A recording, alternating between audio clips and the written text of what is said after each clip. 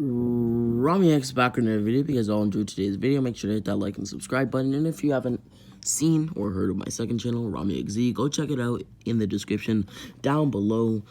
I think we just hit a milestone over there of about 700, and yeah. But with that being said, make sure to like, share the video to a friend, like so this is anime content in general. And with that being said, we can now get into the recap. In the last part, we basically left off with Naruto defeating Neji and the start of Sasuke versus Gaara, since that's the only fight that's really going to change here. As the other fights in the Chunin exams, I see no reason why they would change. Like Hinata versus Neji and, you know, the other fights, right? Like Choji's fight, Sakura's fights, they all don't change, so Sasuke's is where we're gonna be going. Quick time skip of about a few fights, and now we're in Sasuke versus Gaara, and we can now begin the story. Sasuke would stare down Gaara as he felt an ominous presence from Gaara. It was almost monstrous. We know this presence as the Jinchuriki that resides within Gaara. Shukaku, the one-tailed beast. A sand creature of sorts. Sasuke would then grit his teeth as he would stare relentlessly at Gaara. Gaara would stare back with a fearsome look on his face as he would start to smile, telling Sasuke that he can't wait to kill him. Sasuke would be surprised at what Gaara had said, because in the Chunin exams, you're not really supposed to die, though there's always a threat of such a thing happening. So Sasuke wasn't too surprised, but he was surprised that Gaara's goal was to actually kill him, as opposed to the other people fighting in the exams. Their goals were just to win, at least as far as Sasuke knew. Sasuke would then tell Gaara that he won't let him kill him, if that makes sense. He won't let Gaara kill him because he has a goal. Gaara would ask what that goal is, as Sasuke would smile. I need to kill a certain someone. Sasuke would then rush towards Gaara with a kunai in hand, as a sand clone would appear in front of Gaara, clashing with Sasuke. Sasuke would then slice through this sand clone as the sand would reform to make the clone's body yet again. Sasuke would then realize that his strategy was going nowhere, as he would jump high up into the air and fire off an Uchiha-style fireball jutsu, something that didn't drain too much chakra, but drained a little bit of chakra. He was making sure that he had enough chakra so that he, well, didn't waste too much for a certain jutsu that we know as the Chidori. Sasuke would then fire off this jutsu as it would hit Gaara, doing not too much damage. Gaara's sand would immediately block the damage, though remnants of the attack managed to burn a few of Gaara's, clothes. It was able to burn pieces of his clothing and stuff like that. Gaara would then decide that he wants to end Sasuke a bit quicker, as we do see Gaara, being a little bit sick, if you will, psycho, whatever you want to call him, many terms for it, really, but yeah, we have seen Gaara get a bit angry from things going slowly, things like that. So right now he's pretty angry and he wants to kill Sasuke right now. So he would then yell out sand style, or sand release, whatever you want to call it, sand bullets, as many miniature bullets or mini bullets of sand would fly towards Sasuke, who would easily deflect these with his kunai. Gaara and Sasuke were not able to advance further to one another, whereas Gaara was on the offensive and was able to attack Sasuke. Sasuke was on the defensive and was able to block Gaara, and vice versa. Sasuke would attack Gaara, as shown with the fire style Uchiha Fireball Jutsu, and Gaara would defend, as shown with his sand. But with that being said, Sasuke would realize that he has no other choice, as he would do 4 backflips onto the arena wall. Just like in canon, he would activate the hand signs needed for the Chidori, an A-class jutsu. Sasuke would then release said jutsu, as Guy would have the conversation that he did in canon, talking about the Chidori and why it has its name, the, 1,000 birds and all that stuff. Whereas Sasuke would be staring down Gaara with a new determination that his new technique would defeat Gaara and end their fight. Gaara would then create a dome around himself, as we did see this in canon, where he started the transition into the Shukaku, which, personally, I don't know why he was doing that, because he could, like, just destroy everything in that form. Well, of course, there are people who could stop him, but you get the point. It was just kind of a foolish move on Gaara's point, or Gaara's, end, but it is what it is. Back to the story. Sasuke would then rush towards Gaara, as he would then fly towards the person in front of him, that being Gaara. Sasuke would then slam a Chidori into the dome, but as in canon, he was just barely able to dodge the needles that protruded out of the dome, that like came out of the dome, just like in canon. So he's now bleeding in his arm, or from his arm. So yeah, that happened.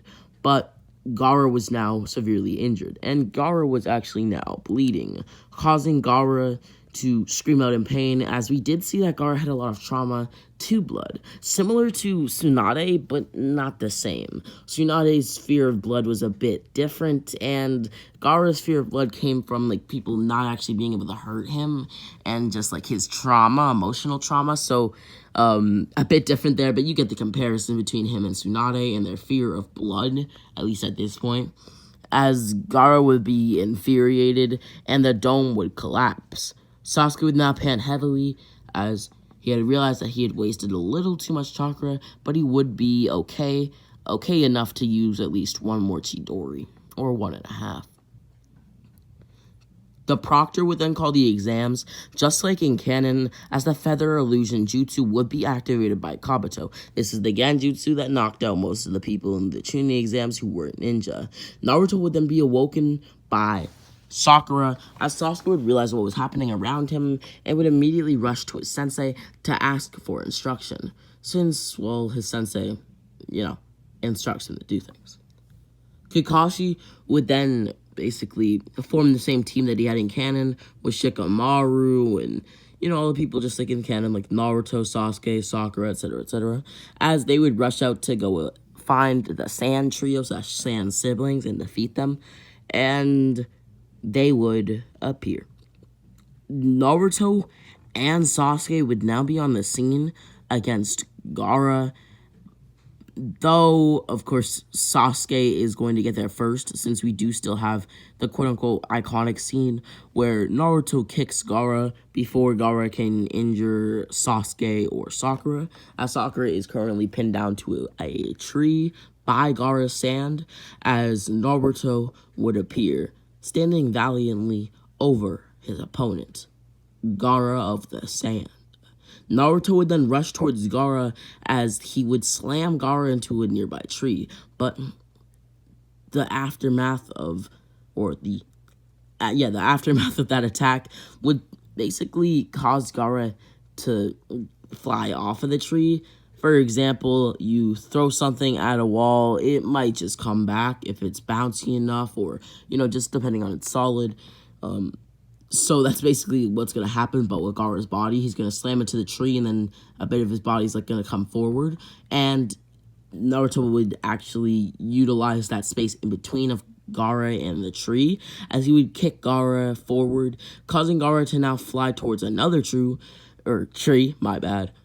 I don't know why I said true, but with that being said, Naruto would then put both of his hands together in a palm-like position, as he would slam Gaara now into the ground. This would cause a massive amount of dust to appear, as Gaara hitting the ground would do a lot of damage to Gaara, but a lot of damage to the surrounding area as well. Naruto would then start to sigh heavily, as Gaara would get back up. We now see Naruto utilize his quote-unquote ninja handbook, where he basically takes a page out of Kakashi's book, if you will, and uses the Fingers of Death jutsu mixed with, dozens of paper bombs, causing Gaara to actually have some damage, as Gaara had stated that where Naruto had hit was actually a weak point in his sand, though I don't think Naruto actually knew this, but it is going to happen, and he still is going to be harmed, right? Naruto would then actually be caught off guard by Gaara's sand basically, grabbing him, if you will, as this had happened in canon, and I see no reason why it's not going to happen here, where he's now not able to move, and he has one of two options. Either, his dojutsu might save him, or he has to use the summoning jutsu, and I think he would use the summoning jutsu. I see no reason why he wouldn't, as he doesn't really have a choice in the matter. A massive amount of smoke would appear as Gamabunta, one of the great Toad sages, would appear. Gamabunta would realize the situation as Gaara would activate Shukaku. We would now see a fight ensue between Gamabunta and Shukaku, as Gamabunta would explain how to defeat the Shukaku, or how to defeat Gaara, to be more specific. Naruto would understand, as he would immediately rush to defeat Gaara under Gamabunta's order. Gamabunta would be amazed at how powerful Naruto was, and was a bit accepting of him becoming his quote-unquote master / pupil, because it wasn't really clear on if Naruto was Gamabunta's master or if Naruto was Gamabunta's pupil. It was kind of like a mix, to be honest, at least until Shippuden, so that's what it kind of is now, and Gamabunta is fully accepting of it, seeing how powerful Naruto is. Naruto would then be told by Gamabunta that he needs to wake up Gaara, as the full Shukaku would appear, as Shukaku would basically yell out that he's finally free, and that he's finally free from that Runt's body, that Runt being Gaara. But he won't let Naruto and Gamabunta ruin the fun for him, as he would like to rampage a little.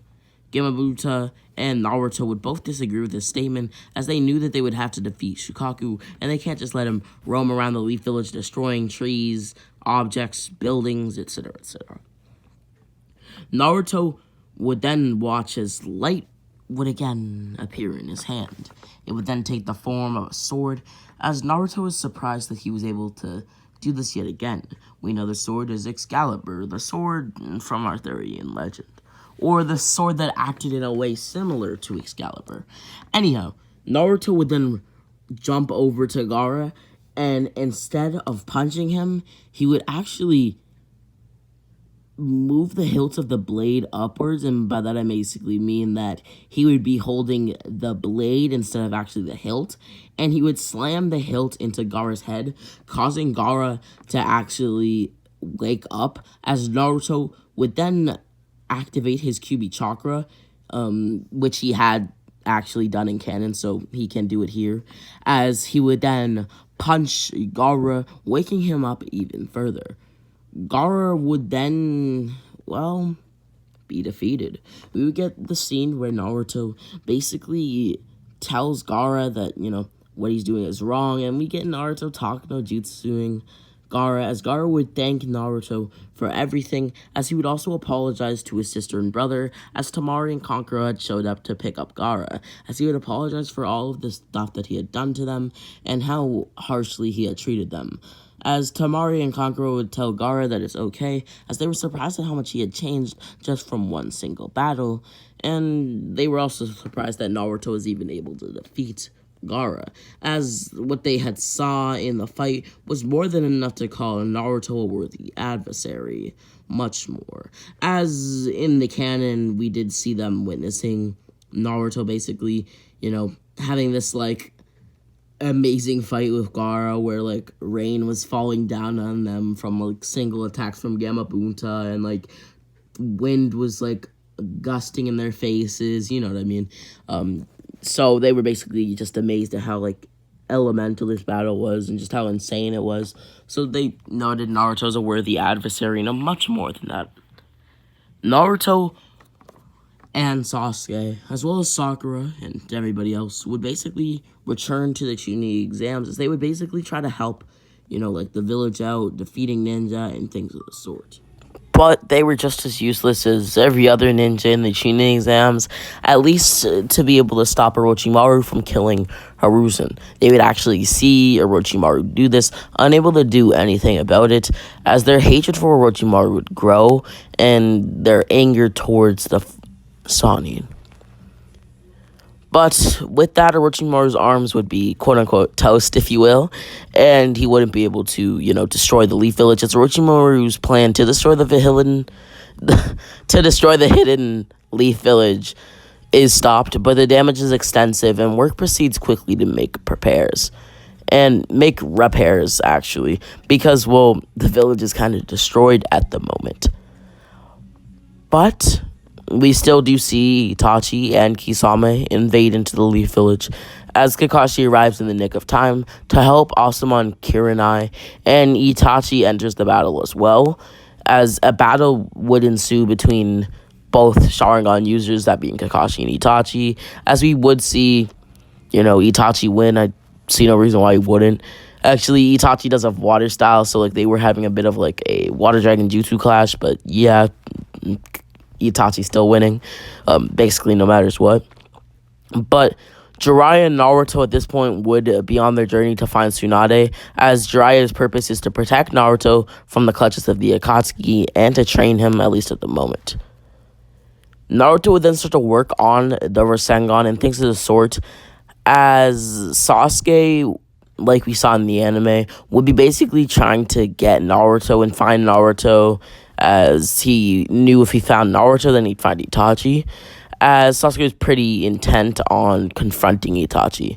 Sasuke would then rush to the town where Naruto was staying at, as on the way he would get many tragic memories like the Uchiha massacre, Sasuke killing his parents, and everything along with that, as Jiraiya would then appear in the nick of time to save Naruto, because at this current moment, Naruto is fighting Itachi and Kisame, and even though Naruto is very powerful, has an ancient dojutsu, everything like that, he's not powerful enough to take down 2 Kage level ninja, especially these high Kage level ninja, if you will, as Samehada is a blade that literally takes chakra, and Itachi has an eye that has flames that burn hotter than the sun.